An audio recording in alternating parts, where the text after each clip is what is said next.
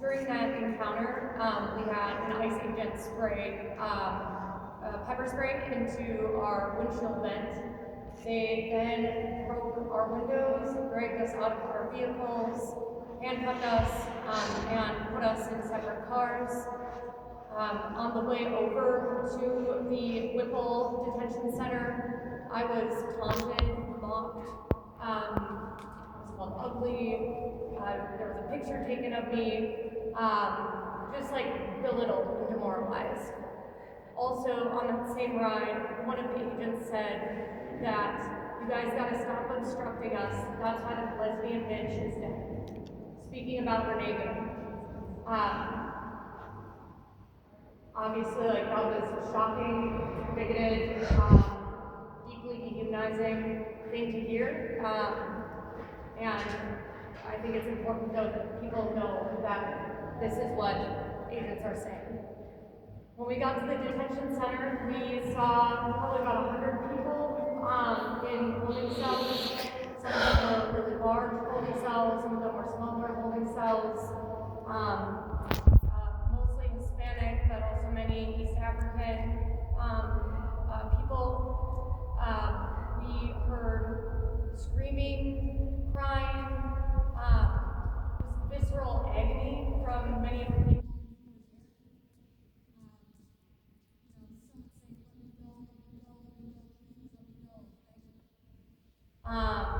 We heard a child crying, and so that kind of juxtaposed with the lighthearted conversations, the joking around, the small talk of all of the federal agents that were also in that facility, making this operation happen, was another kind of deeply disturbing experience for me. My friend Brandon was brought into another room for questioning, where he was offered money or legal protection for any undocumented family members that he might have in exchange for names of other undocumented people or names of protest organizers, a bribe, essentially. And another person in his cell, a Hispanic man, was offered that same deal. We both said no. Yeah, it was a deeply disturbing experience. Had a short conversation with a Border Patrol agent who, was wondering why we were here, why we were so passionate about this. And at the end of it, he goes, I think, kind of just think that not all you guys are crazy, right? And so you have people that are desensitized or okay with dehumanization, and also think that people that are out here trying to defend their neighbors are crazy. And that's a really dangerous combination, and I think that is coming across in the way that we see that ICE officers are conducting themselves with people across the city. So I'm just one example of many. I luckily got to come home from that detention center, and most of the people there did not. This is craziness, and it needs to come to an end. Thank you. Probably representing Northeast Minneapolis, Cedar Riverside, University of Minnesota, and Southeast Minneapolis. I want to highlight two events that have happened in the last couple of days. On Sunday night, at the All Ages show at Keller Forum, just as the show was getting started, a nice activity occurred 2 doors up. The kids all came running outside. This is an All Ages show. And ICE promptly pepper sprayed them and ran back inside. I saw them with their eyes fully red, and the staff taking care of them and clearing out those eyes.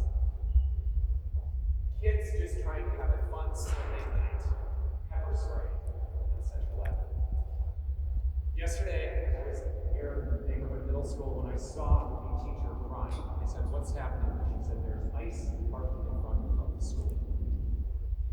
One over there, and the parents had help. Either watch that car right away, that car, or ICE vehicle was gone. But more importantly than seeing that teacher who was crying was I saw parents step in their place to help them. More importantly, I saw other teachers come and take that person's place. That's what we're seeing all over the state. That's what we're seeing at all of our schools. We're seeing PTAs who have never been this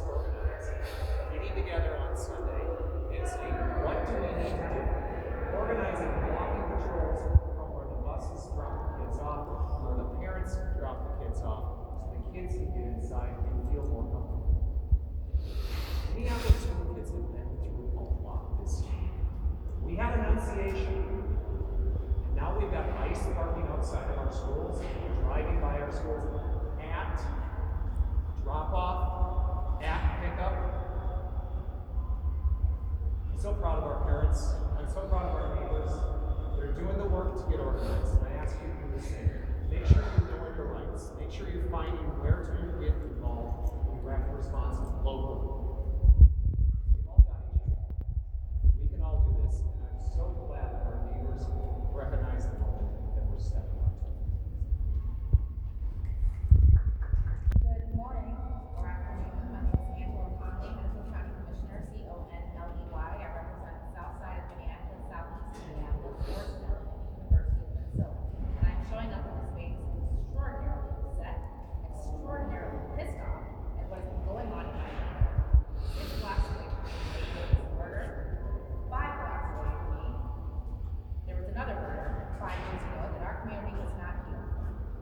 Forestville. On 34th and Park yesterday, as you heard, our neighbors, our United States citizens' neighbors, are being harassed, detained, and racially profiled. And it's disgusting. And I think if you're not upset, you're not paying attention. We can't yet calculate the impact of the ICE occupation on Hennepin County, on our people, on our community. But what we do know is that people are fearful of leaving their homes.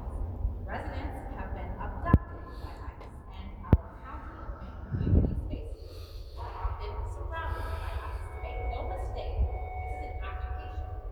It is extremely heavy time here.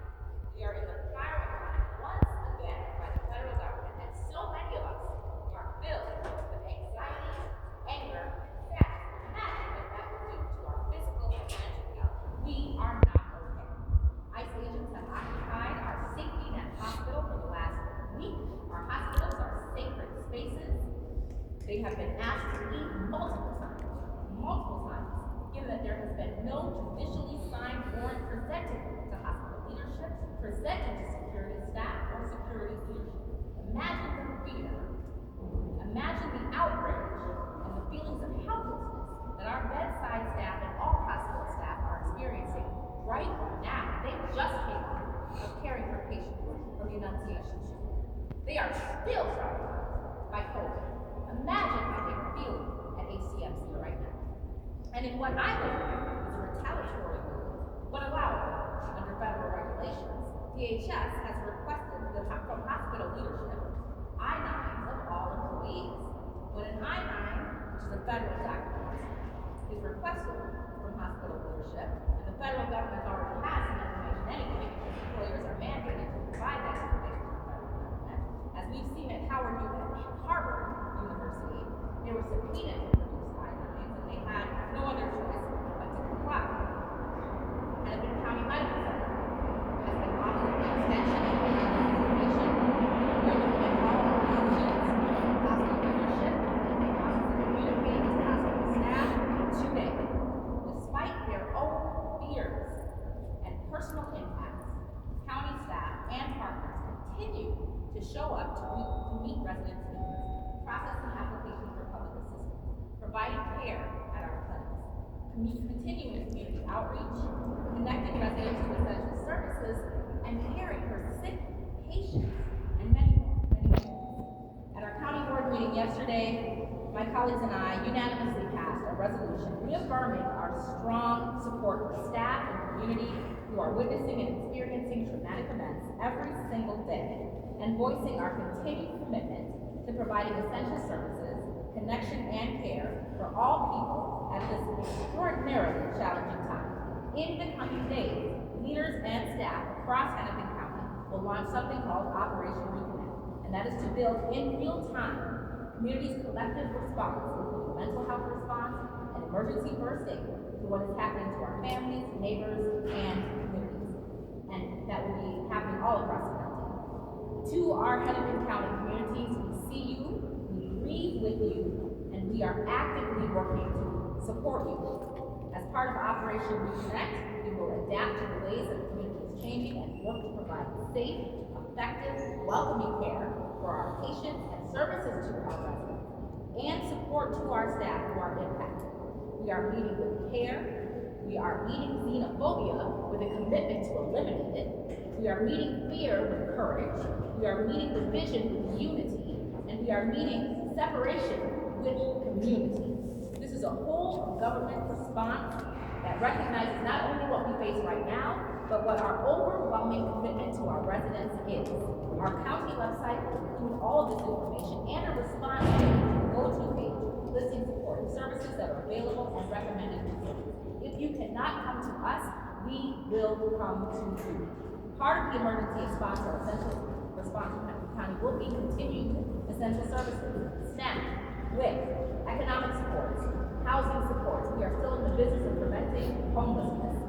Family home visiting. We recognize that people are not making it to their maternal health appointments. They're not making it to their OB appointments. We will provide family home visiting so that nobody goes without care. Mental health supports.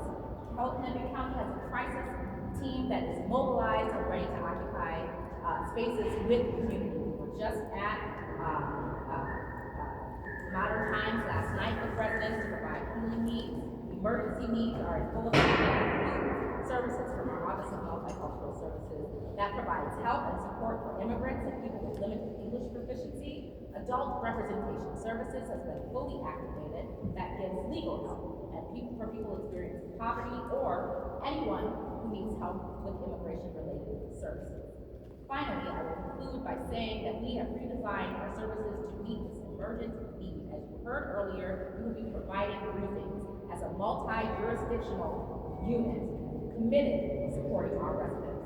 We have redesigned to serve residents, and that is the number one thing that Hennepin County is committed to under this egregious and violent occupation by the federal government, knowing that it might not be safe to get help in times like this.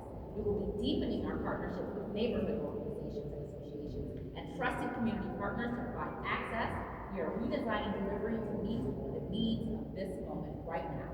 If ICE is stopping residents from coming to us, again, I cannot stress this enough, we will come to you. Our job is to help you, the residents of this city, the residents of this county and state, be resilient, and that's exactly what we're going to do. Thank you.